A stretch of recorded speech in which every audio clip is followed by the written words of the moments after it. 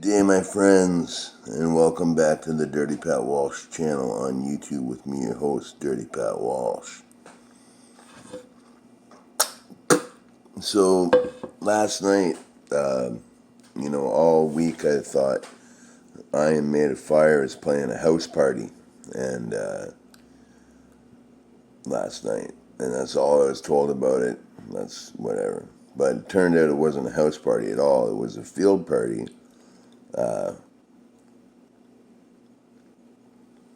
In memory of our dear departed friend, Jordan Bridges. So special event for sure.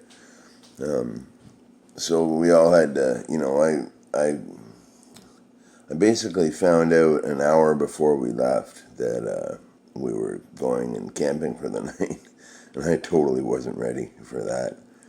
But once the panic settled, I listened to my inner voice, and I thought, this could be really cool. It could be really fun, and it was. So I managed to.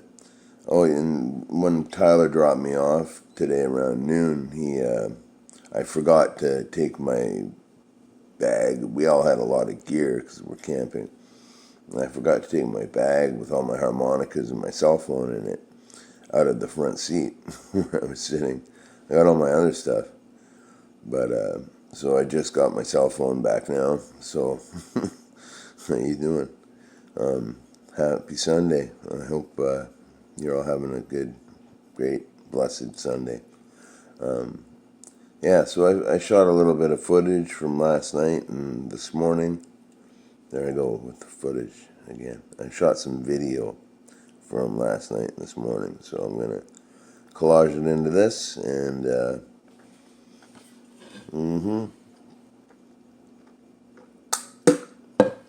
that's both sides of it. So yeah, like I say, I hope you're all good and well, everybody.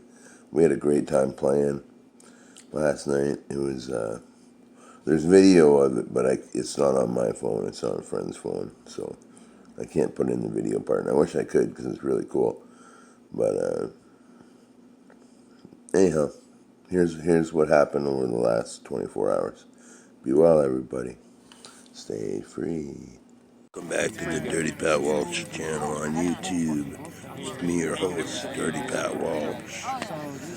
I'm deep in the heart of the beauty, which is Selwyn, Ontario. There's a crowd of people. I don't know if you can see. Once you're up there, over the Great Lakes, then you can go west. You never left Quebec. This is like a 30-year-old Yeah, so I Am Made of Fire did an acoustic set here tonight, and it was pretty fun. And, now we're just sitting around the campfire. People are getting drunk. I'm sitting here with Glenn. And I'm like,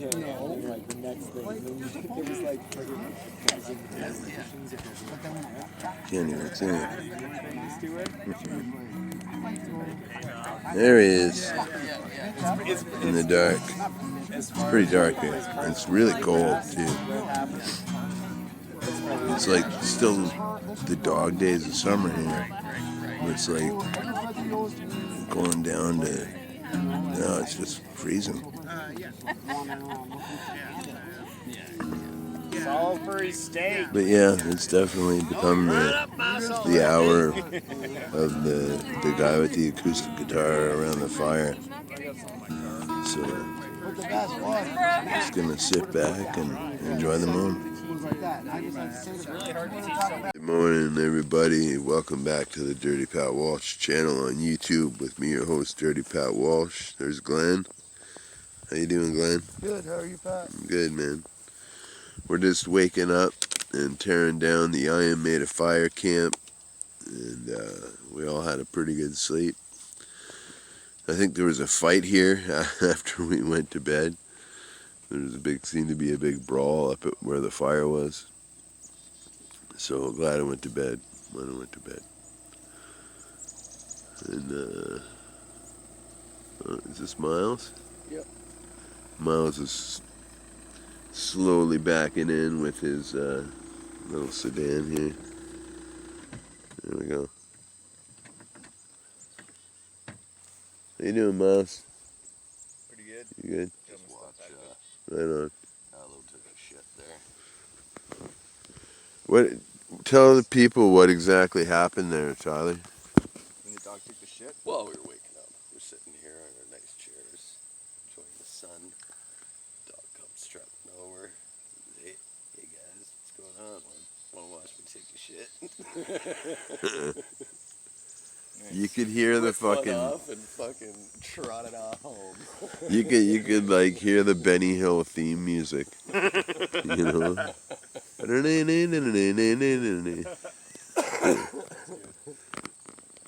good times. So I should learn to play that on the bass. For damn sure. That'd be a good cover. That'd be a good way to end the show. The fucking Benny Hill. Yeah. Like I say, it was a long night, people. All right. Oh, here comes Jay Plouffe. Jay Plouffe's an interesting dude. He used to play in the Bunch of Fucking Goofs. Did he? Yeah. I didn't know that. Yeah, I think he played bass for them for some time, or maybe guitar. Cool. We're gonna ask him in just a second. So maybe he's drying his tent right there. Hey Jay. Watch where you walk. There's a big shit right there. Oh, okay, that's the shit right there. Hey Jay, I need you to come here and be on my YouTube video. Beer for breakfast, Stewie? Huh? Beer for breakfast, sure. Stewie? Come over here. Water. Ladies and gentlemen, this is my old friend Jay Plouffe. Hey, hey. And we were just, you used to play in the BFGs, didn't you? I played with them for a while, yeah. What did you play with them? I played bass with the Goofs. Yeah, how in a paragraph sum up that experience? Playing with the Yeah. Goofs could be really, really fun. Yeah. It was a chaotic group at times, but I would say that it, probably was, the best experience I've had for getting to play with a variety of some really, really experienced players. Yeah. So getting to play with guys who have been playing for decades. So there was, Kirk, the original drummer, who's fantastic. Al Miller was the guitarist for most of the time, and then of course was Steve. Though once there was one show where everyone, the rest I was not really involved as much at that point.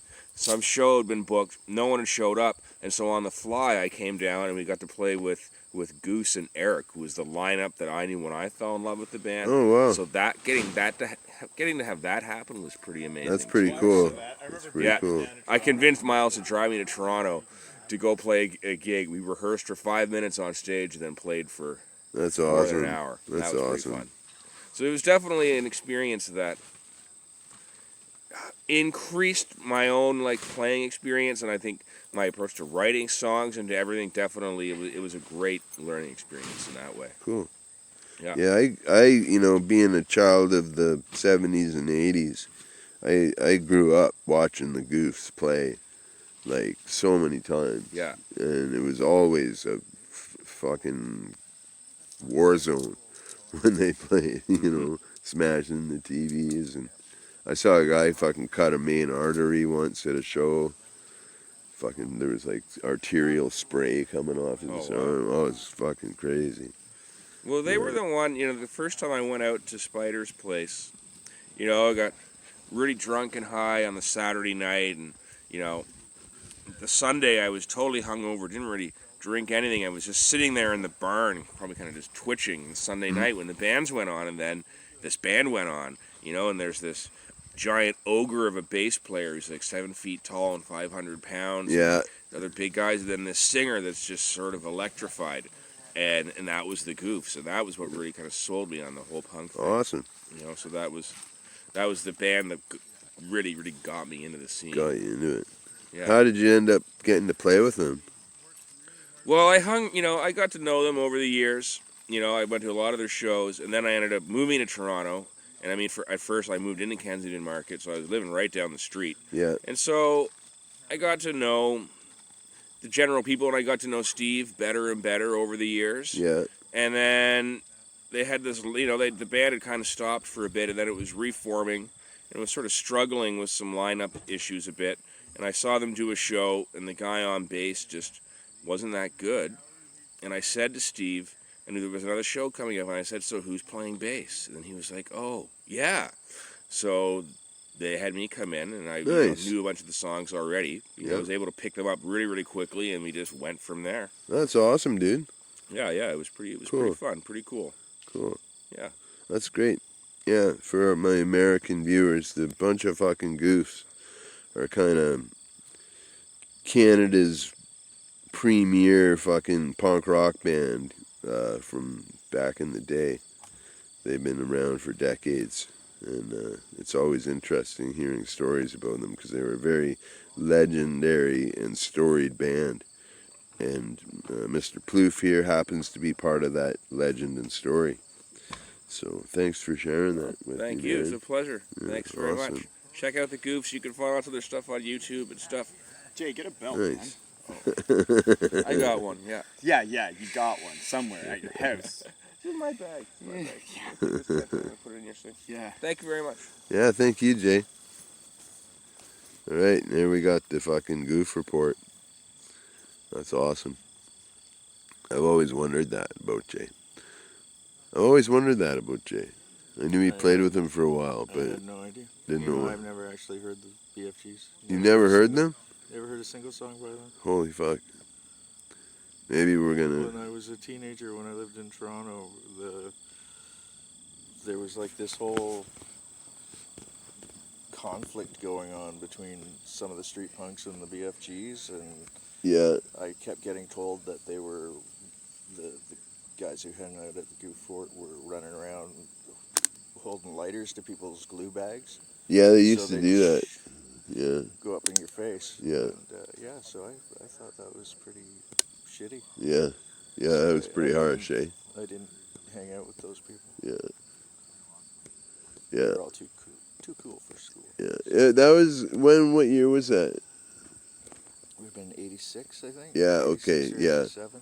Because right around that time, that was a very highly conflicted time in the Toronto scene with the Goof bands, because there was all these bands that formed out of the Goofs and the Goof era, like 4.5 Reasons for Retroactive Abortion and Armed and Hammered, who are still kicking it today.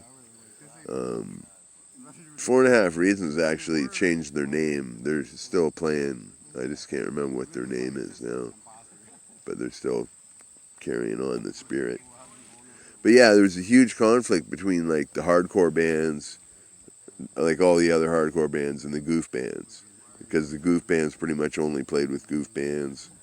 And this may sound ridiculous conversation that we're having. We're very Canadian. It is a ridiculous conversation. It is a ridiculous conversation. Anyhow, But let's keep going with it. yeah. No, like it was a definite schism, because if you were a Goof punk, you were that was your zone, right? And if you were a normal punk, you'd be in with all the other fucking people. But And that was at a time when the whole punk scene was starting to fragment and Yeah. go off in different directions. yeah, it was a Where you got, lot like, of growing. You got the crust punks, and you got all these different patch punks or whatever. Yeah. I Yeah. don't get that. It's punk rock. Yeah, yeah. Punk rock. That's what I always said. There's so many, I remember when hardcore came out, the term started being used, hardcore, which is DOA coined that phrase with their first EP, I think, like Hardcore 83 or something like that. But I fucking forgot what I was saying. But yeah, anyway, it was a big growing time in Toronto because a lot of bands were listening to what was going on in Washington, D.C. and trying to emulate that sound. A lot of bands were listening to what was going on more in Minneapolis, St. Paul, and getting the crusty thing going. And I don't know. It's crazy time. They were all great bands, and I was lucky enough to see a bunch of them. So, and I used to go see goof shows, but I used to go see non-goof shows too. But I was a suburban poser, so it didn't matter. It didn't matter.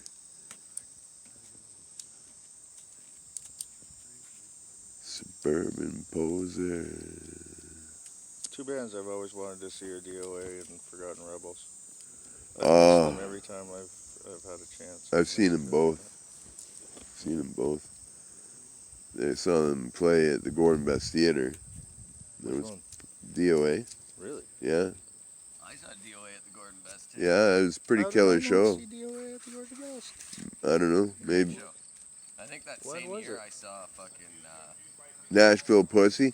No, I missed the Nashville Pussy show, but I saw No Means No. Yeah. At the Gordon Best. Yeah. And then later on, Hanson Brothers. Yeah. I opened up for that Hanson Brothers show Awesome. with the Dirty Sanchez brothers. And that time when the No Means No stayed at, or played at the Gordon Best, they Jerome had it in the contract for them to stay with us at no place, right? Awesome. So when it was time for them to leave, they were like, okay, well, where are we going? And I was like, well, okay, I'll just take you there. So I got in I asked my girlfriend at the time, who was like the hugest No Means No fan in the world.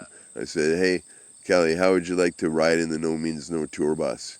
And she was just like, what? You know? And so we drove around the corner to my place at No Place, which was a big hallway, like an artist center, and the door was never locked. And so what I'm thinking is, okay, we got to get these guys back to home, get them settled, because when people find out where they are, there's going to be a fucking onslaught of like crazy fans, right?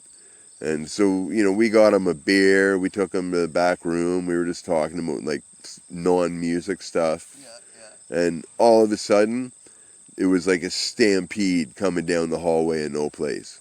And the back room door just bust open with Matt Seifert, and he was like, "Oh my God, you're my fucking favorite band ever! Oh my God, sign!" Oh, yeah, everybody, it was mayhem. I felt really bad for them, and I was embarrassed as a host. But it was what it was. There's not much you can do about that. No. But I'm still kind of proud they stayed at my apartment. That's cool. And we all had a nice morning chat. They're really nice guys. And then when we got to open up for the Hanson brothers, which is the alter ego of No Means No. They're like the Canadian hockey Ramones, and but they're still the guys from No Means No, and we had this fucking crappy blues band called the Dirty Sanchez Brothers, and we opened up for them, and Neil Lorenzen asked them if they wanted to go fucking see the Strippers. I've never been more embarrassed in my life, man. The guys, and Neil was totally confused as why they didn't want to go, But anyhow, more babblings for the ages. All right, get the fuck out of my face. So I'll see you later. Rolling papers, Pat. Okay, we're gonna get fucking super high. Okay, see you later.